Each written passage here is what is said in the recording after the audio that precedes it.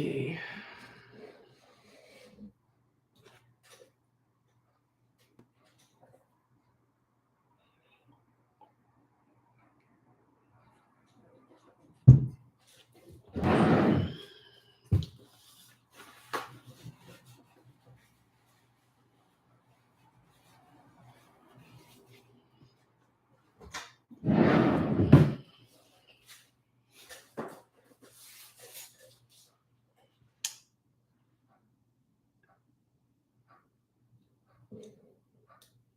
Hello. Okay, I got a couple people coming in. While we're waiting, I'd love to know where you're from. I'm here in Vancouver, Canada. So where are you from?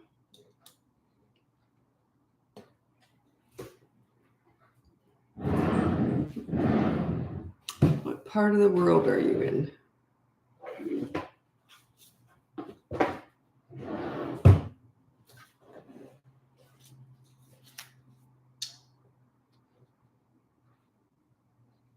Can't stick around. I have to watch this later. Oh, thanks, Tabitha. It's on YouTube. Okay. Okay, just waiting for everyone to turn up. Just got in from outside. It's cold out. Whenever I come in and I'm all bundled up, I always come in and turn down the heat, and then within 10 minutes, I'm freezing. I don't know why. You think I'd figure that out by now, wouldn't you? Okay, so I'm just going to introduce myself, and then we'll get going. Okay, my name's Lisa. I'm a parenting coach, a mom. I'm also a grandmother because I got proof on my hat. And if you go to my website, BratBusters.com, you can get my free behavior board, my courses, my coaching, or you can look into our podcast. My daughter and I do that together, and it's on all the platforms. It's called BratBusters Parenting Ohio. Hi, Pamela. Okay, so let's get going with your questions. First of all, I just want to point out, if you're new here, I do teach parenting, but most of the questions in these, most of what I get in these lives is about discipline. That's a tiny part of what I teach. I really teach connection with your kids, how to enter their world, connect with them in their world, make them feel good about themselves. You be accountable, so they'll be accountable. I teach leadership. So anyway, Tennessee. Hi, Melissa.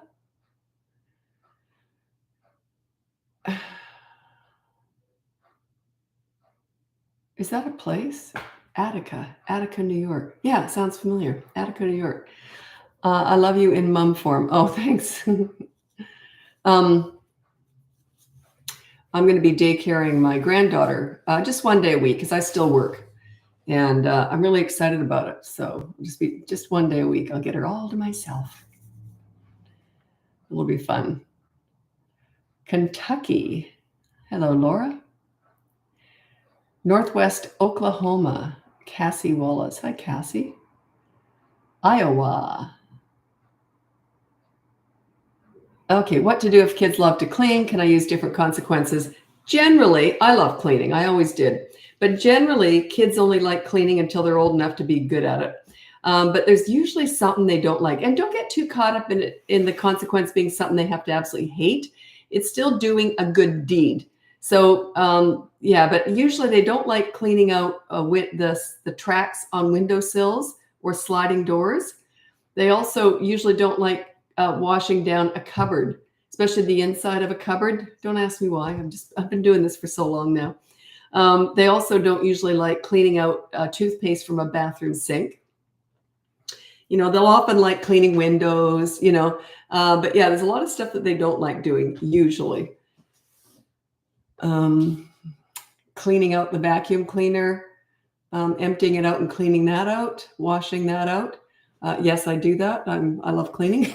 So, yeah, you can usually find something, but don't get too caught up in it. Really, the consequence is not your biggest concern. Your consistency and staying calm is your biggest concern. The consequence is, I was going to say inconsequential, but it's not. But New Zealand, hi, Beck. We used to ski in Queenstown because we lived in Australia for many, many years.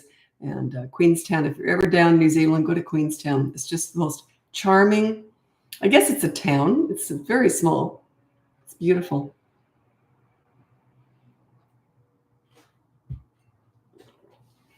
Okay. I don't know what PA is. What's Pennsylvania? What else could that be? It's probably something else. Colorado, Tasmania. Never made it down to, I recognize that name, Raylene, I mean. I never made it down to Tasmania. South Dakota, Ontario, another New Zealand. Okay, do you have a video of what consequences are? I struggle with what consequence or discipline to use. Yeah, it's in the behavior board course. And we are beefing up all the courses. I can't really say what we're doing to them, but we're just, we get feedback on the courses. We're always improving them. And yeah, so if you're already in the course, you'll notice over probably the next month or two, you'll notice that it's changed quite a bit. We're just beefing it up a little bit. But in the meantime, it's still good. And if you go on the free behavior board, it's one of the courses, but it's free. And it has a list of consequences and their ideas on how you do it.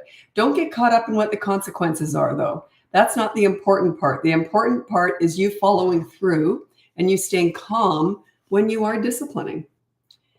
That's the biggest challenge with parents. How can I make myself enjoy playing with my 5-year-old boy more?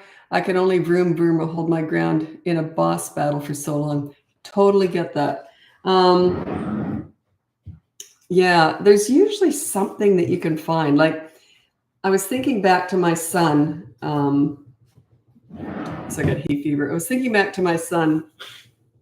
I got someone doing renovations upstairs.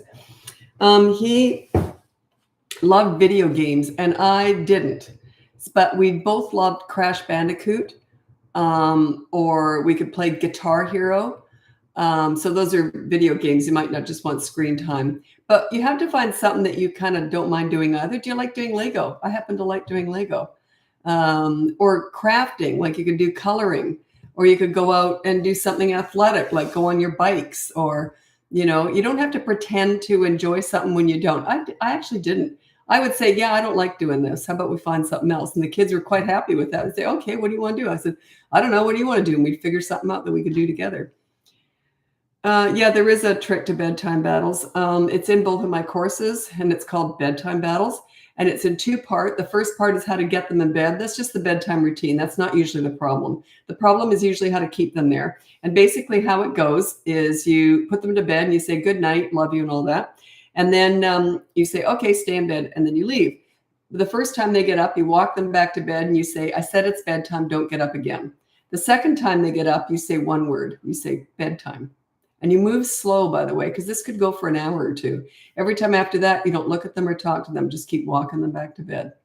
I don't care if only one body part touches that mattress, and don't stand over them. You leave the room and let them come out, and then you walk them back and walk them back.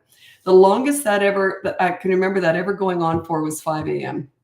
It was an older kid, and he was totally in charge. He was very spoiled, and the parents were very aware of that.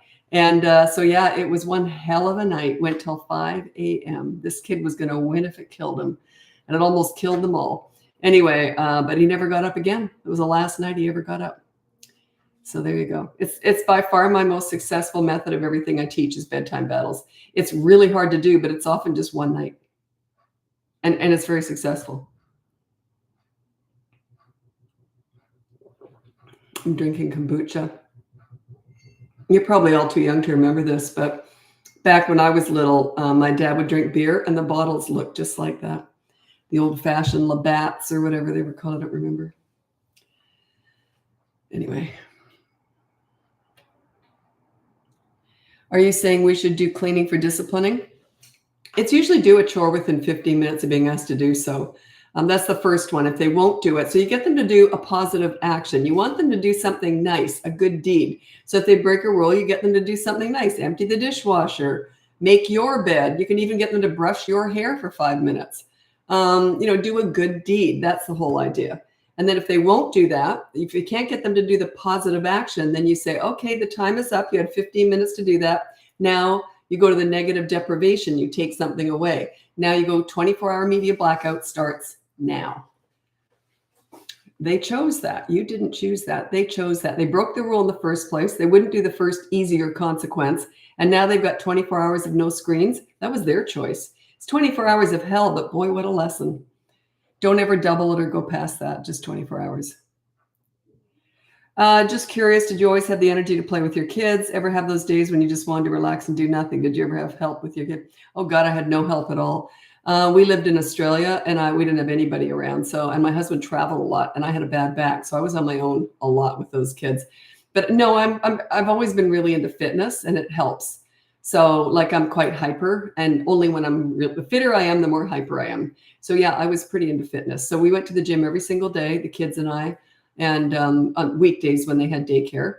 And yeah, I always had I didn't always have a lot of, well, we lived in Australia too. When it was like 40, I remember once it got up to 45, 46 degrees Celsius, you can do the math.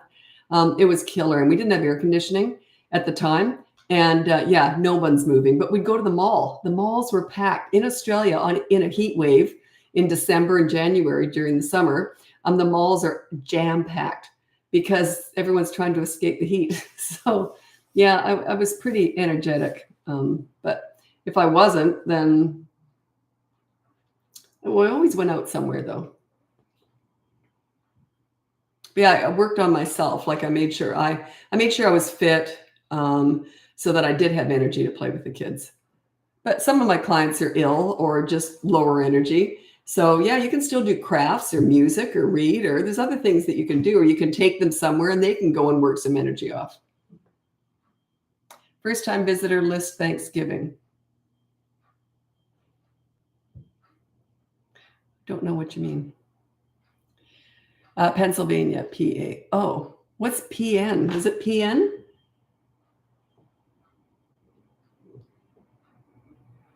What's PN?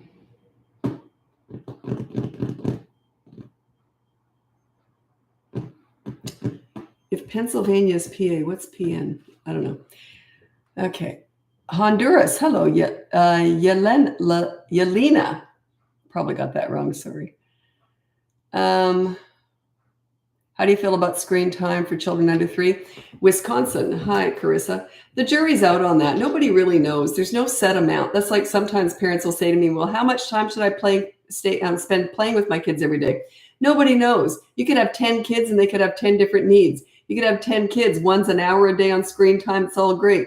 Another one's 1 minute. It's all great. Another one's 10 hours. It's all great. You know, everyone's different. So there is no set idea. You've just got to judge what's working with your children. Okay. If they start to become obsessed with screen time and having a fit when it's turned off, you might want to cut back a little.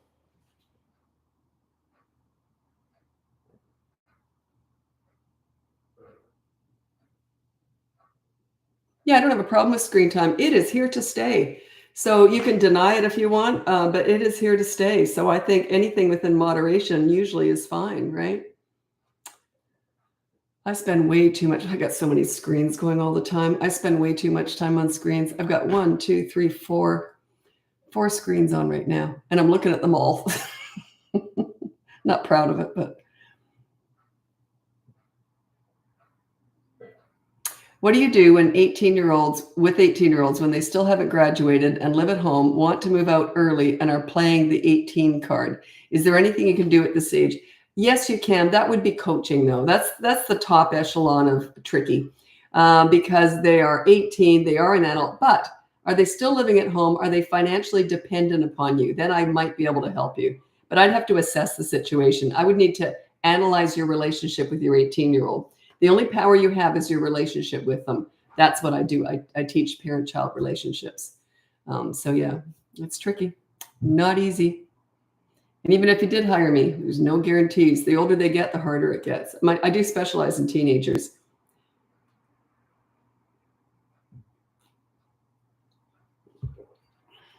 Besides, this is 1963. Just me, Christine. So you were born in 1963, I'm guessing. I was born in 1960. Beat ya. Okay, guess I shouldn't brag about that, but I love being in my 60s. Okay, so this is on YouTube. Besides counseling, how do you deal with 16-year-old with strong anger issues? I don't know. I would talk to them about that. Like what I'd mean is I'd say, you know, is anything bugging you? You can always talk to me. Don't talk about their anger. Don't say, by the way, why are you so angry all the time? Say, you know, if anything's bugging you, you can come to me. But I want to figure out why they're angry. Why are they angry all the time? Do you fight? What's your relationship like? Work on your relationship. That's all I teach with parents, really with parents of teenagers especially. The only leverage you have is the strength of your relationship with them. That's all you have. What else can you do with a 16-year-old, an 18-year-old? It's your relationship with them.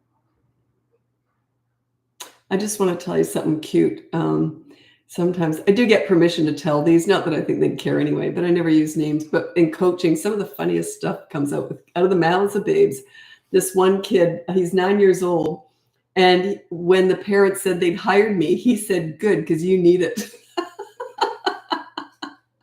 I thought that was funny. Parents said, "Should we discipline him for that?" And after I stopped laughing, I said, "No." I thought that was funny. That's just a bit of cheek. I thought that was cute. That's my grandma hat. I'm starting daycaring. I'm just going to be daycaring her 1 day a week because I work. So I've scheduled out 1 day a week where I'll be daycaring her. So I'm very excited about it. I mean, I just don't see her, like to see her on such a regular basis. You just get more connected that way, get into sort of a routine with them and, structure. She's only 14 months old, not quite 14 months old, but okay. Yeah. What are other options for the 24-hour deprivation aspect when we don't do screen time? A lot of parents don't have screens at all. So what you do is you take a favorite thing away. It's something that they do every single day that they love, and you take it away. But never take away love. Like never take away a favorite plushie that they love, that they sleep with. Never take away your reading to them in bed. But you could potentially, if you read to them 5 books every night, you might say, tonight we're just going to read 2. You can minimize some stuff. I don't want to get into inventing leverage, but that's what we do in coaching. I just don't feel like talking about it right now. I'm in moods sometimes. I just don't know, because I just talked about it a lot recently. So yeah, sometimes we have to invent leverage. We invent something to take away.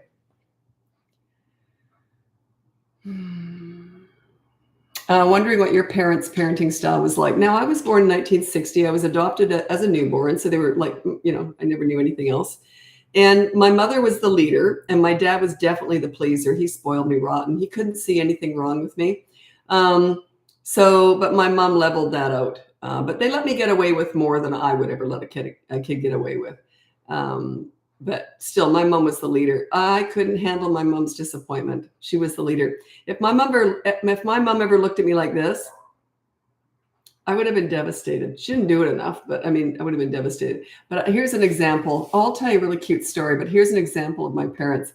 When I was little, I always mimicked myself like this. I would say to my dad, who used to spoil me, "Daddy, can I have you?" And he'd say, "Sure, sweetie pie, you can have anything you want."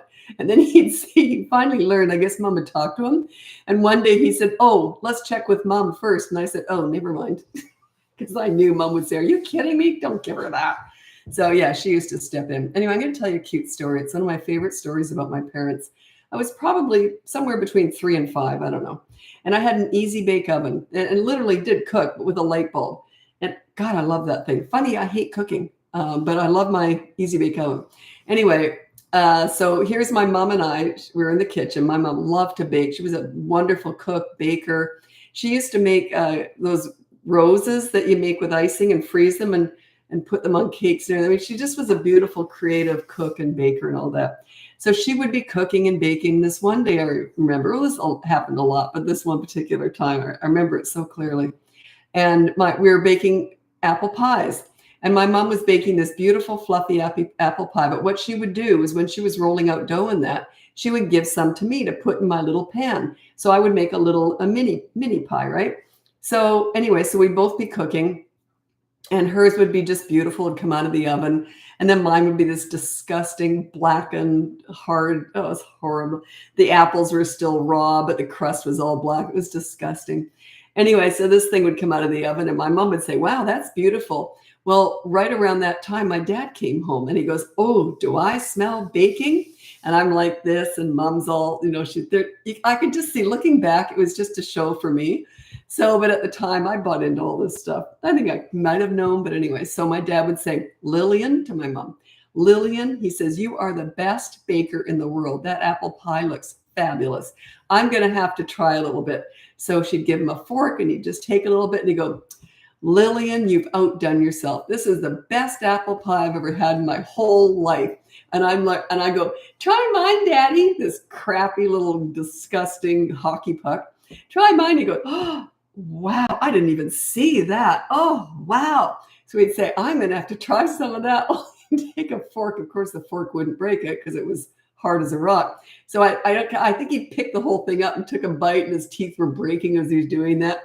And I can hear him crunching it, and he's going like this, and he goes, Lillian, your pie is fabulous, but gotta tell you, you've been outdone. Lisa, this is the best apple pie I've ever had in my whole life. And I can remember, I remember how excited I was. That kind of epitomizes our relationship. There you go. And I was never yelled at or anything. They were just lovely parents. Panama. I don't know. PN. What is PN? The person who was from the PN obviously is gone. What the heck else could it be? I don't know.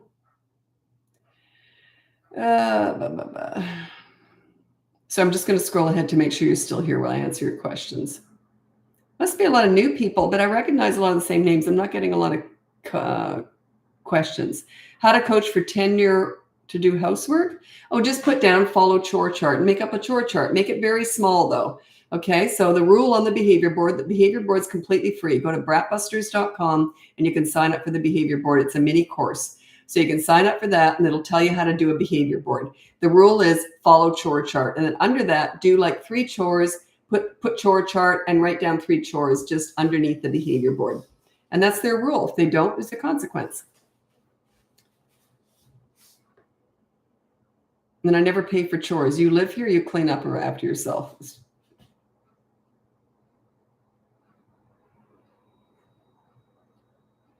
I don't do a lot of lives these days. I'm going to try and get more in. I've just been so busy. And the podcast has really taken over for the lives. The podcast has taken off. So my daughter and I do that together. But yeah, I'm going to try and do more lives. I used to do these lives every single day for about a year or 2. I was on here every single day, but I'm going to try and do more again. I miss it. I really do. I miss it. My favorite thing in my business is coaching. My second favorite thing is doing the podcast because I'm doing it with my daughter. And this is my third favorite thing. It's all talking to people about parenting. Don't bother asking me what my least favorite thing is. It has to do with maintenance, back end stuff in the business. Ooh. Okay, good question, Paulina. Have you ever had cases when you've worked with teens and children that you didn't have success in? Well, I never had a problem working with kids myself. I always managed to get respect. But with parents, yeah, a lot of times it doesn't work out because the parents just can't follow through. So they'll often rehire me when they're ready, or it's all up to them.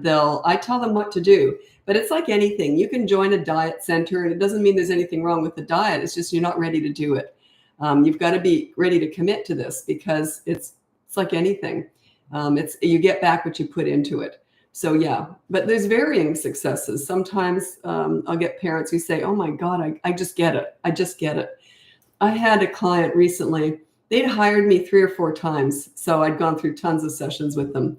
Now I had even written down this one sentence I had said to them. I don't remember what it was, but it was one specific sentence that they needed to hear. I coach different with each client, right? Because they all need something different. And they said, oh my God, that makes perfect sense.